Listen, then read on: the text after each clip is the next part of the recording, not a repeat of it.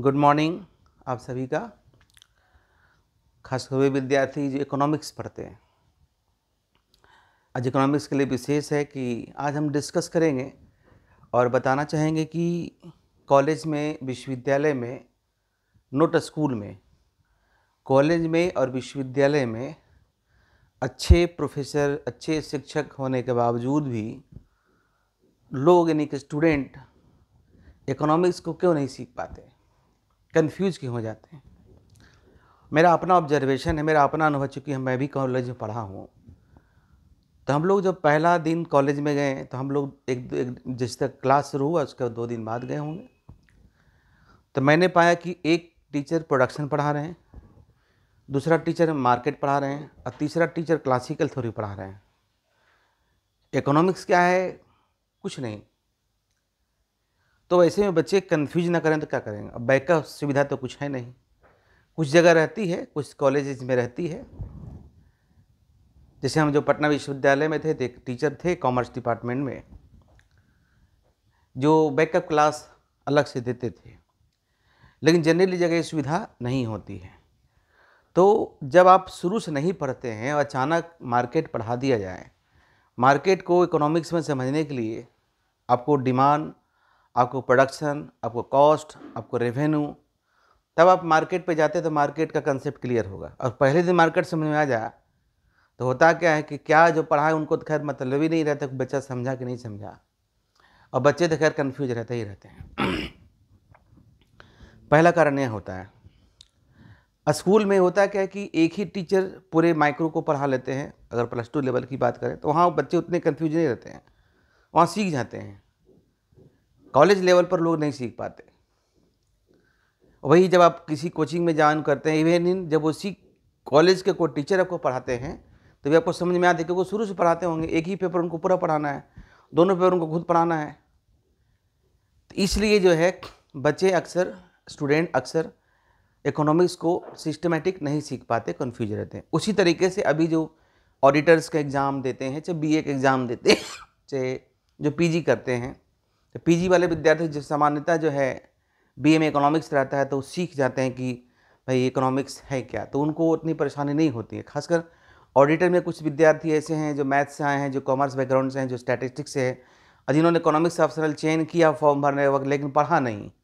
अब वो पढ़ना चाहते हैं तो दिक्कत हो रही है उनको। क्यों दिक्कत हो रही है? बहुत जगह, क्योंकि कहीं से वो नोट्स ले आते हैं, कहीं से वीडियो पढ़ लेते हैं, फिर क्वेश्चन बनाना शुरू कर देते हैं।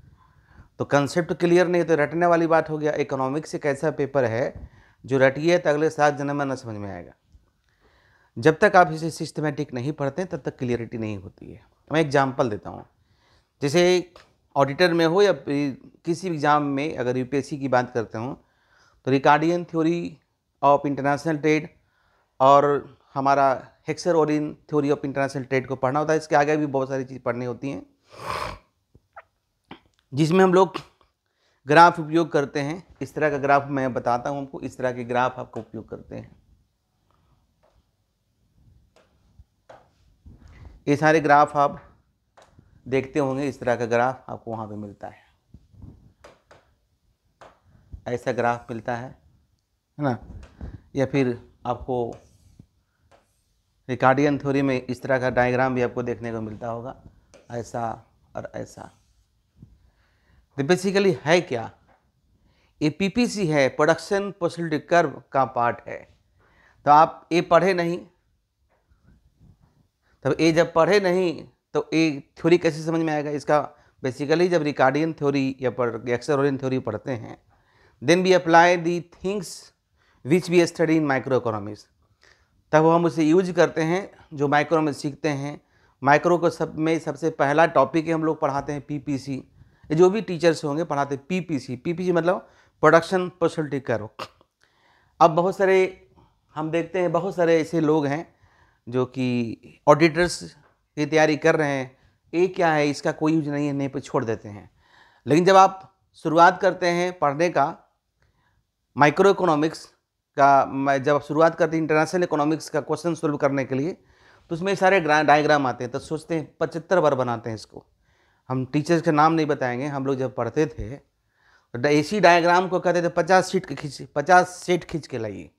लेकिन इस डायग्राम का मतलब क्या है पता नहीं चला, नहीं पता चला, तो ऐसे इकोनॉमिक्स नहीं समझ में आएगा। डायग्राम जब पढ़ते हैं तो जो पूरा बोलते हैं ना कि एक सर्जन एक होता है फिजिशियन, तो आपको सर्जन बनना पड़ेगा।